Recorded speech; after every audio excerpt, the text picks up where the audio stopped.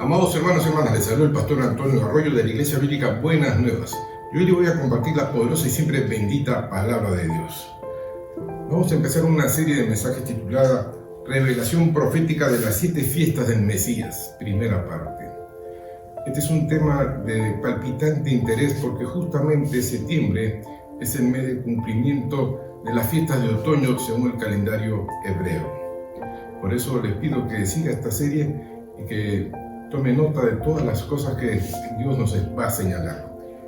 La Biblia dice que Jesús, antes de ascender a los cielos, le dijo a sus discípulos, en el Evangelio de Lucas 24, del 44 al 45, les dijo: estas son las palabras que os hablé, estando aún con vosotros, que era necesario, escuche, era necesario que se cumpliese todo lo que está escrito de mí en la ley de Moisés, en los profetas y en los salmos. Era necesario.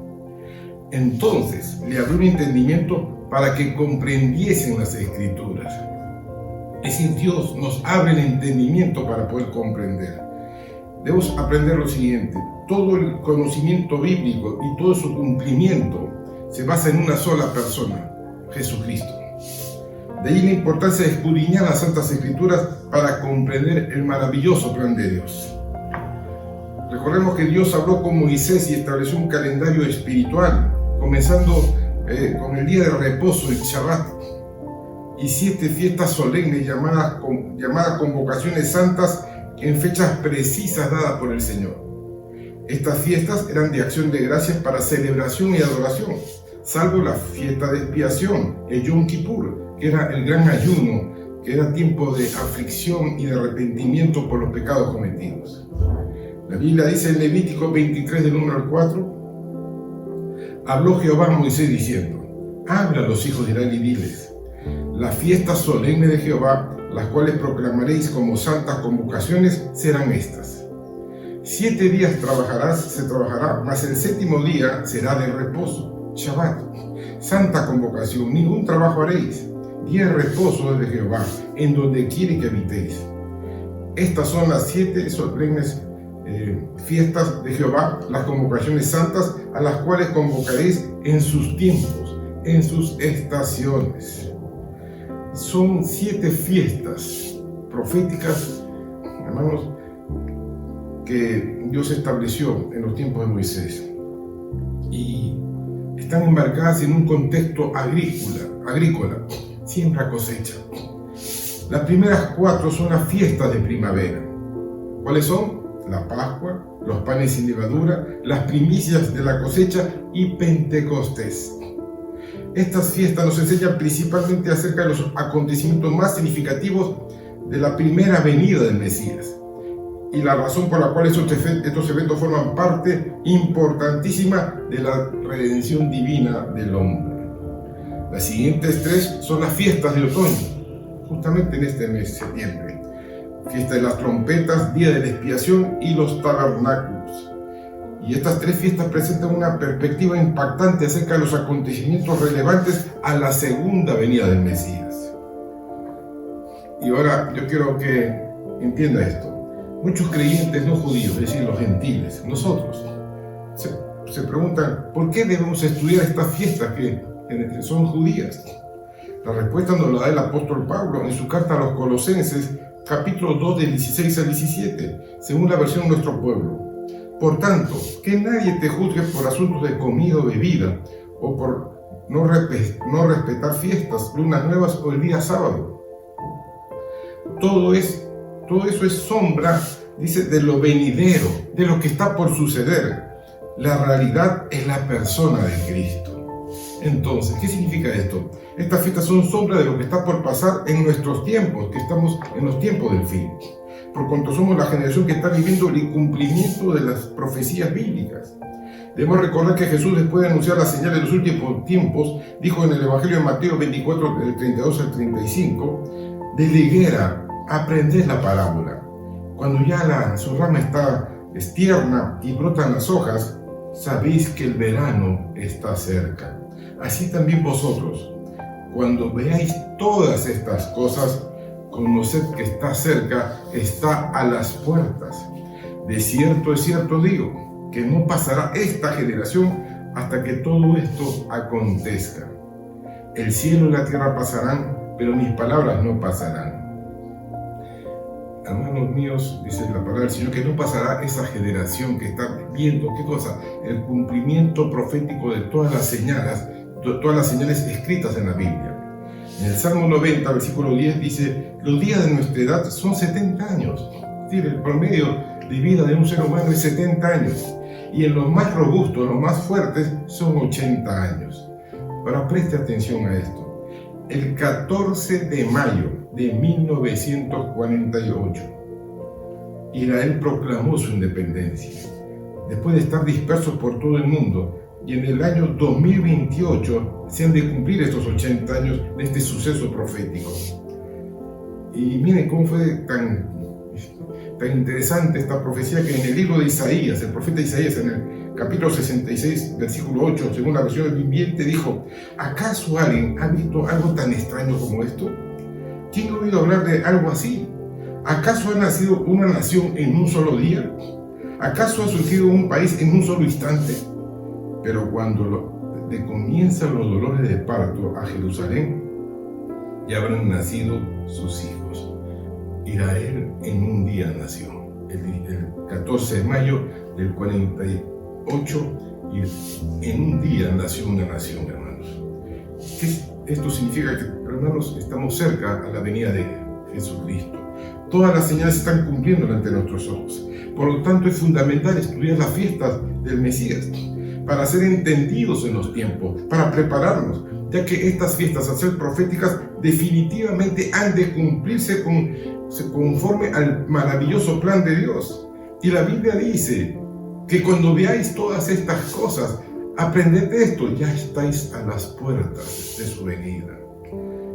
Por eso en 1 Corintios 14:8 el apóstol Pablo dijo: y si la trompeta diere sonido incierto, ¿quién se preparará para la batalla?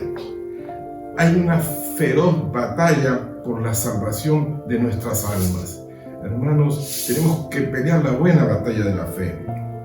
Hoy vamos a ver la primera fiesta, que se llama la Pascua, según en hebreo el Pesaj.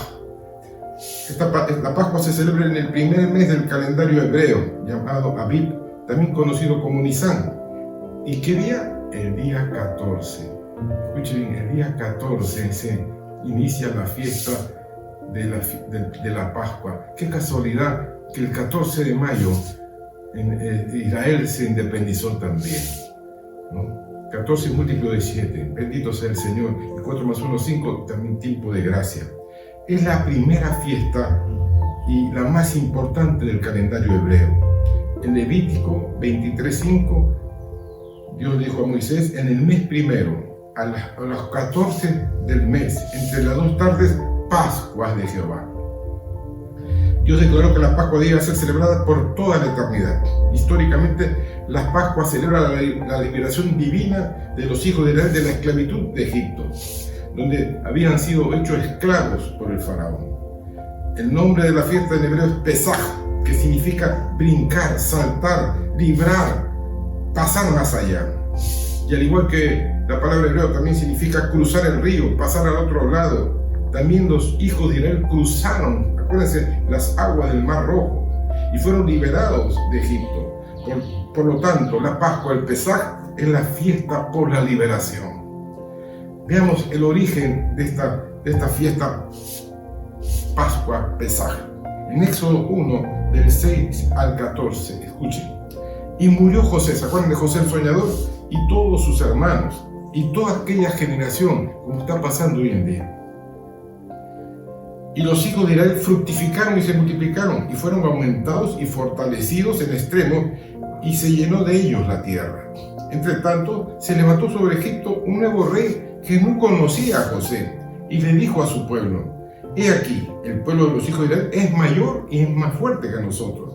Ahora pues seamos sabios para con él, no sea que se multiplique y acontezca que, viniendo una guerra, él también se una a nuestros enemigos y pelee contra nosotros y se vaya de la tierra. Entonces el faraón quería someter a Israel y lo estaba sometiendo como esclavos. Entonces pusieron sobre ellos comisarios de tributo que lo molestasen con sus cargas. Edificaron para faraón ciudades de almacenaje, Pitón y Ramasés. pero cuanto más los oprimían, tanto más se multiplicaban y crecían, de manera que los egipcios temían a los hijos de Israel. El Dios no teme a los hijos de Dios. Y los egipcios hicieron servir a los hijos de Israel con dureza, y amargaron su vida con dura servidumbre, en hacer barro, ladrillo, y en toda labor del campo, y en todo servicio, a los cuales los obligaban con rigor, con dureza. Debemos aprender esto. El nuevo faraón, que desconoció totalmente a José, oprimió duramente a los hijos de Israel, ¿no? Incluso le dijo a sus parteras, a las parteras de Egipto, que mataran a todo bebé varón recién nacido. Pero ellas temieron a Dios y no lo hicieron. Dios las bendijo. Por lo cual el faraón mandó a todo el pueblo a echar al río todo hijo que nazca. Y entonces, hermanos, el clamor de Israel por causa de la esclavitud subió hasta Dios. Y es allí donde se inicia el plan para liberar a Israel. Vamos a resumir una historia que es maravillosa y muy interesante. Como todos sabemos, Dios levantó a Moisés, que significa sacar las aguas, porque literalmente fue así. Fue criado como hijo del faraón, viviendo con todos los lujos de Egipto. Pero él siempre sabía que era hebreo, conforme a lo que su madre le enseñó, su madre Jocabed. A los 40 años, vio cómo maltrataban a un hebreo, a un esclavo hebreo, y él mató a ese egipcio, a ese capataz egipcio. Cuando, hermanos, se dieron cuenta que él huyó hacia la tierra de Madián y se casó con una mujer cusita, una mujer morena. Más adelante, Dios se le aparece en una zarza ardiente como el Dios de sus padres, el Dios de Abraham, Isaac y Jacob, y le dice que tú, Moisés, vas a sacar a mi pueblo Israel de la tierra de Egipto. Moisés entonces, junto a su hermano Aarón, se presentaron delante del faraón y le dijeron: Jehová, el Dios de Israel, dice así: deja ir a mi pueblo a celebrarme fiesta en el desierto. Ya Moisés estaba hablando de hacerle fiesta a Dios. A lo cual el faraón le respondió que él no conocía a ese Dios, ni iba a dejar salir a Israel. Y se endureció aún más su corazón y puso más servidumbre sobre los hijos de Israel. Ante la negativa del faraón, Dios envió 10 plagas. La primera, el agua se convirtió en sangre. La segunda, la tierra de Egipto se llenó de ranas. La tercera, después se llenó de piojos. La cuarta, se llenó de moscas. La quinta, una peste dañó a su ganado. La sexta, luego los hombres y las bestias tuvieron úlceras en las pieles. La séptima, hermanos, cayeron truenos, lluvia y granizos grandes sobre la tierra de Egipto. Aleluya, bendito sea el Señor. La octava, después apareció una plaga de langosta que se comieron todo el fruto de la tierra. Y la novena, hubieron densas tinieblas por 3 días que no se podían ver entre ellos. 9 plagas terribles, pero el faraón seguía endurecido. Pero después de estas 9 plagas, recién el faraón mandó llamar a Moisés y le dijo: bueno, servid a Jehová, solamente se queden vuestras ovejas y vuestras vacas, vayan con sus hijos, ¿no? Y Moisés le dijo: vuestros ganados irán también con nosotros, no se quedará ni una pezuña. Entonces el faraón, enojado, endureció aún más su corazón. Por lo tanto, Dios va a enviar una plaga final. ¿Cuál era esa plaga? La muerte de todo primogénito en tierra de Egipto. Y Dios le dio instrucciones precisas a Moisés y a Aarón. Y aquí está el origen de la Pascua. Hermanos, ahora escuche qué es lo que Dios le dijo a Moisés, qué instrucciones le dio. Dijo: a partir de ahora, este mes será el primer mes del año para ustedes. Ahí va a empezar su año, este mes. Van a seleccionar un cordero sin defecto, es decir, que no sea enfermo, que no sea cojo, que no sea, hermanos, que esté enfermo, no, un cordero sin defecto. Lo cuidarán hasta la tarde del día 14 de este mes y lo van a sacrificar al anochecer. Y con su sangre, escuche bien, con su sangre van a untar los postes y el dintel de su casa, es decir, los postes, la puerta y la parte superior. Comerán la carne asada al fuego, panes sin levadura, con hierbas amargas lo comerán. No dejen nada, lo que sobre de la comida la quemarán con fuego y, ojo, nadie salga de su casa. Cuando comen esa comida, estén totalmente vestidos, lleven puestas sus sandalias, tengan su bastón en la mano, coman deprisa, porque es la Pascua del Señor, es el tiempo de liberación. Y así ocurrió, hermanos. Llegó la noche y la plaga de la muerte acabó con la vida de todos los primogénitos de los hijos de Egipto, incluso de las crías de sus animales. Mas donde estaba la sangre del cordero, la muerte pasaba de largo. Escuche bien, donde estaba la sangre del cordero, la muerte no pasaba de largo. Bendito sea el nombre de Jesús, alabado sea el Señor. Entonces Dios le dijo a Moisés, en Éxodo 12, del 24 al 27, guardaréis esto por estatuto para vosotros y para vuestros hijos para siempre. Y cuando entréis en la tierra que el Señor os dará, como prometió, guardaréis este rito. Y cuando dijeren vuestros hijos, ¿qué es este rito vuestro? ¿Por qué están haciendo esto? Vosotros responderéis, es la víctima de la Pascua del Señor, el cual pasó por encima de la casa de Israel en Egipto, cuando hirió a los egipcios y libró nuestras casas. Entonces el pueblo se inclinó y adoró. Hermano, después de esta plaga había un gemido grande en Egipto. Toda la familia de Egipto lloraron aquella noche, incluso el faraón. Por lo tanto, el faraón inmediatamente dejó salir a Israel. Y el pueblo de Egipto, hermanos, bajo Israel, hallaron gracia ante los ojos de ellos y le dieron alhajas de plata, de oro y hasta vestidos.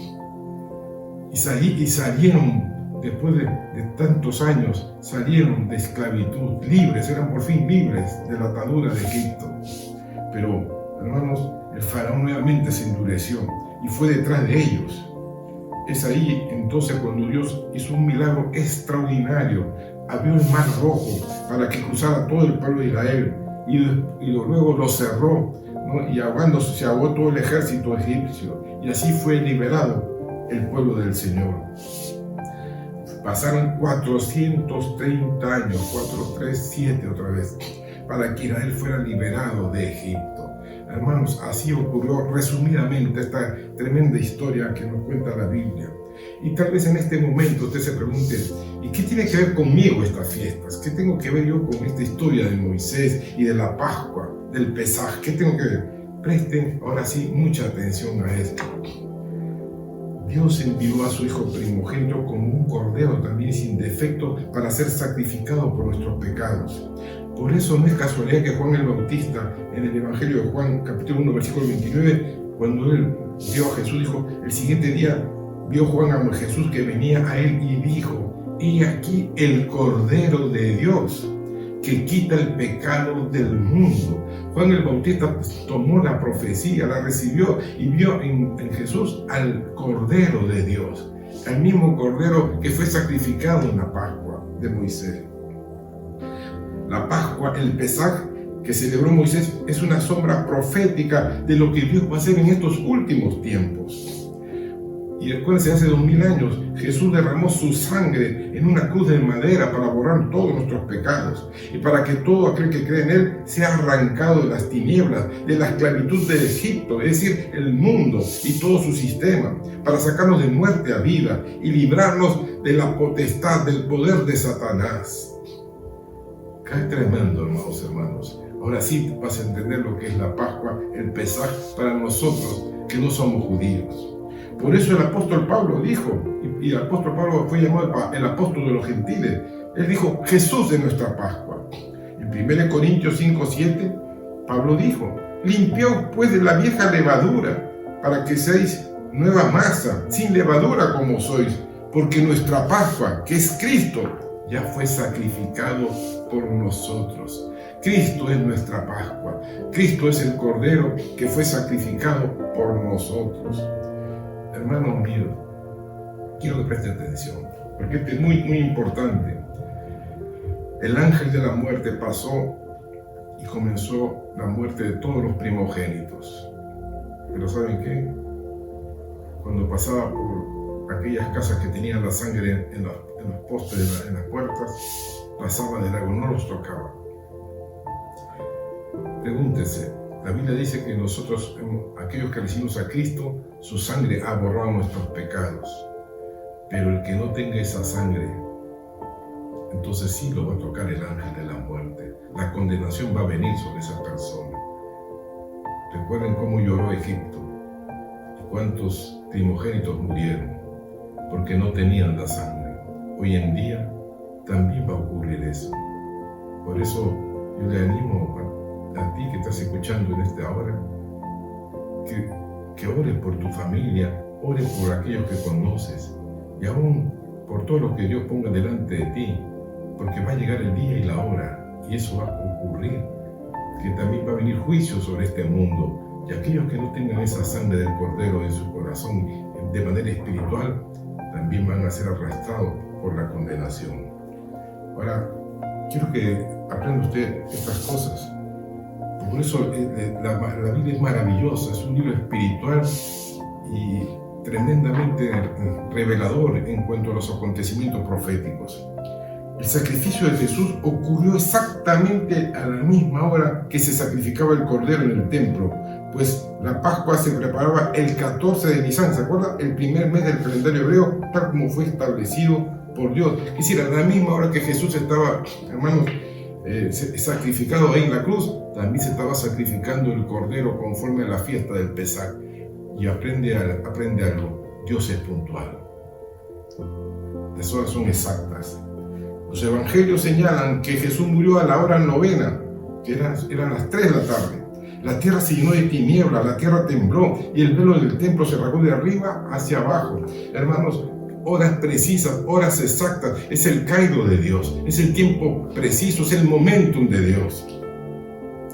La tradición judía dice que a las 3 de la tarde comenzaba el sacrificio de los corderos de la Pascua, sacrificio que solamente se podía llevar a cabo en el templo, porque la sangre debía ser puesta sobre el altar, y como había miles de animales para sacrificar, debería comenzar a esa hora, horas exactas, horas precisas, y Jesús cumplió todo exactamente. ¿Qué significa esto, amados hermanos? Que la Pascua, el Pesaj, es una fiesta de fe. Porque por fe cruzaron el Mar Rojo, por fe salieron libres de la esclavitud de Egipto. Y es la más importante, ya que si no se celebra esta fiesta, no se celebraba, no se podían celebrar las siguientes, por cuanto es la primera, y a esta le precedían las otras fiestas. Y es decir, primero es la liberación y después la celebración. Esta es la primera parte, la primera fiesta del Mesías, fiestas proféticas, fiestas que nos están revelando los misterios de Dios. Yo te mimo en este momento, que tú también seas liberado de lo que está ocurriendo en el mundo. Hoy en día muchas personas viven prisioneras del miedo, del temor, estresados, enfermos, desesperados, angustiados. Acuden a médicos, acuden a psiquiatras, a psicólogos, terapistas. No está mal, pero necesitamos buscar a Dios. Yo te pido hacer una oración en este momento para que la gracia de Dios nos alcance y nos ayude y seamos libres de toda atadura satánica. Inclina tu rostro, cierra tus ojos y oremos. Amado Padre que estás en los cielos, bendito sea tu nombre, Padre eterno. He oído tu llamado, he oído tu palabra y no soy rebelde a ella. Reconozco mis pecados delante de ti. Dios mío, hoy yo te abro la puerta de mi corazón. Creo que Jesucristo es tu Hijo, el Hijo del Dios viviente, que vino a este mundo. El Verbo se hizo carne, el Verbo vino a este mundo y habitó entre los hombres y predicó la verdad, enseñó, liberó a los endemoniados, sanó a los enfermos. Enseñó los misterios del reino y por esa verdad fue crucificado en una cruz como un cordero y derramó su sangre, y por esa sangre nuestros pecados han sido expiados, han sido borrados para siempre. Hoy yo confieso a Jesucristo como mi Señor y mi Salvador. Hoy soy libre de la atadura, soy libre de todas esas maldiciones, soy libre de esos ataques hacia mi mente, mi corazón. En el nombre de Jesús, ahora conozco la verdad y la verdad me hace libre. Mi nombre ha sido escrito en el libro de la vida. He sido sellado con el Espíritu Santo y aún más Él ha venido a morar en mí. Y ahora Voy a cruzar esta vida, esta carrera de la vida y llegaré a la meta porque me espera la corona de vida. Gracias, Dios mío, en el nombre de Jesús. Amén y amén. Quiero terminar con este pasaje que está en Deuteronomio 16, del 16 al 17. En la última parte dice: y ninguno, escuche bien, ninguno se presentará delante de Jehová con las manos vacías. Cada uno con la ofrenda de su mano, conforme a la bendición que Jehová tu Dios te hubiere dado. Dios es un Dios que da bendiciones. Actuemos por fe, porque la vida del reino es por fe. Una vez más te pido que comentes este mensaje, que lo compartas con personas que no conocen al Señor y que apoyen nuestro ministerio para seguir alcanzando más personas para Cristo. Dios los bendiga. Nos vemos la siguiente semana. Bendiciones.